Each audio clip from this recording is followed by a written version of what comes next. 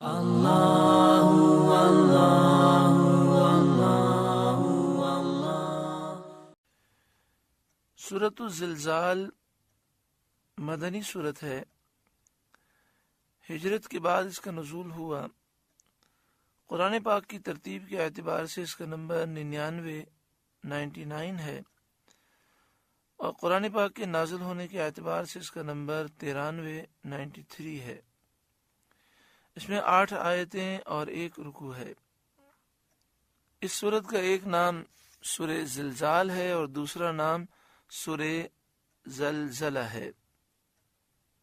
جمہور مفسرین کے نزدیک یہ مدنی سورت ہے، بعض مفسرین کے نزدیک یہ مکی سورت ہے اور اس کا نزول ہجرت سے پہلے ہوا۔ اس میں 35 کلمات ہیں اور 139 حروف ہیں۔ بسم اللہ الرحمن الرحیم، اللہ کے نام سے شروع جو نہایت مہربان رحم والا۔ اذا زلزلت الارض زلزالها، جب زمین تھر تھرا دی جائے جیسا اس کا تھر تھرانا ٹھہرا ہے، اور زمین پر کوئی درخت، کوئی عمارت، کوئی پہاڑ باقی نہ رہے، ہر چیز ٹوٹ پھوٹ جائے۔ وَأَخْرَجَتِ الْأَرْضُ أَثْقَالَهَا، اور زمین اپنے بوجھ باہر پھینک دے، یعنی خزانے اور مردے جو اس میں ہیں وہ سب نکل کر باہر آ پڑیں۔ وَقَالَ الْإِنسَانُ مَا لَهَا، اور آدمی کہے اسے کیا ہوا۔ يَوْمَئِذٍ تُحَدِّثُ أَخْبَارَهَا، اس دن وہ اپنی خبریں بتائے گی، اور جو نیکی اور بدی اس پر کی گئی سب بیان کرے گی۔ ترمذی شریف میں ہے، ہر مرد نے اور عورت نے جو کچھ اس پر کیا، زمین اس کی گواہی دے گی، کہے گی فلاں دن یہ کیا، فلاں دن یہ۔ بِأَنَّ رَبَّكَ أَوْحَىٰ لَهَا، اس لیے کہ تمہارے رب نے اسے حکم بھیجا، یعنی رب نے یہ حکم بھیجا زمین کو کہ وہ اپنی خبریں بیان کرے اور جو عمل اس پر کیے گئے ہیں ان کی خبریں دے۔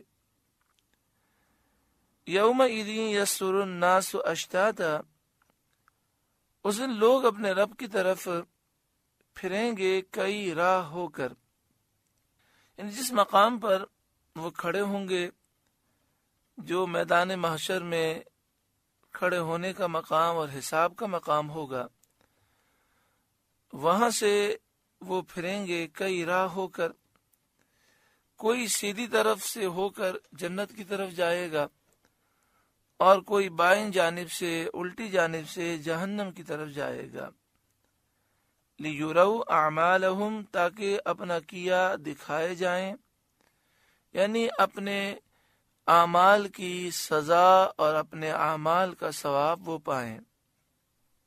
فَمَن يَعْمَلْ مِثْقَالَ ذَرَّةٍ خَيْرًا يَرَهُ، تو جو ایک ذرہ بھر بھلائی کرے گا اسے دیکھے گا۔ وَمَن يَعْمَلْ مِثْقَالَ ذَرَّةٍ شَرًّا يَرَهُ، اور جو ایک ذرہ بھر برائی کرے اسے دیکھے گا۔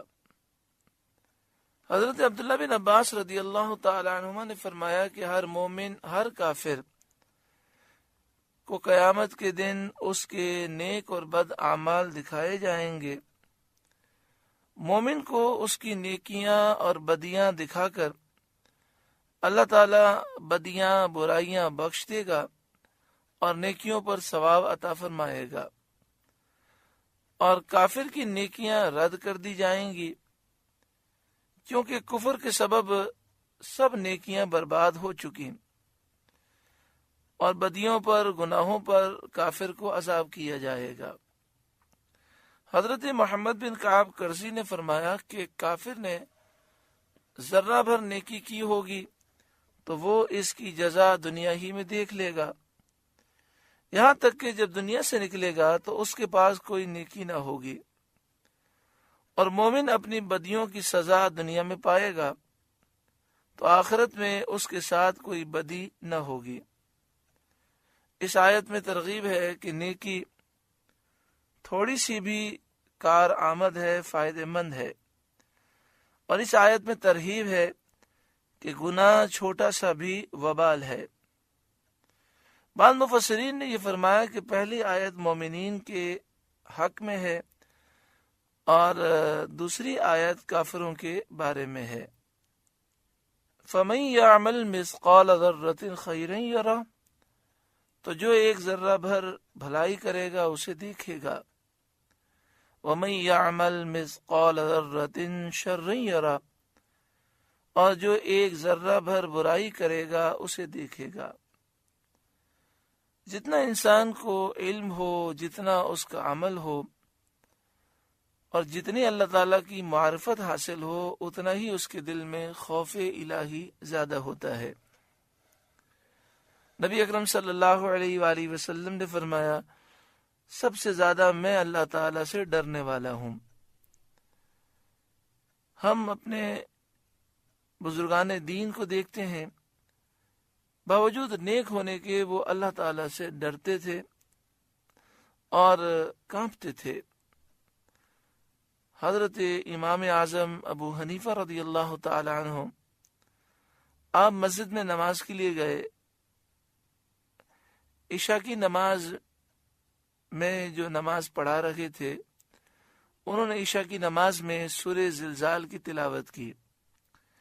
امام اعظم پر رقت طاری ہو گئی، آپ روتے رہے، اپنی نماز کو مکمل کرتے وقت تک روتے رہے اور پھر سر جھکا کر بیٹھ گئے، یہاں تک کہ پوری مسجد خالی ہو گئی۔ اس زمانے میں رات کے وقت عشاء کی نماز کے موقع پر چراغ جلایا جاتا،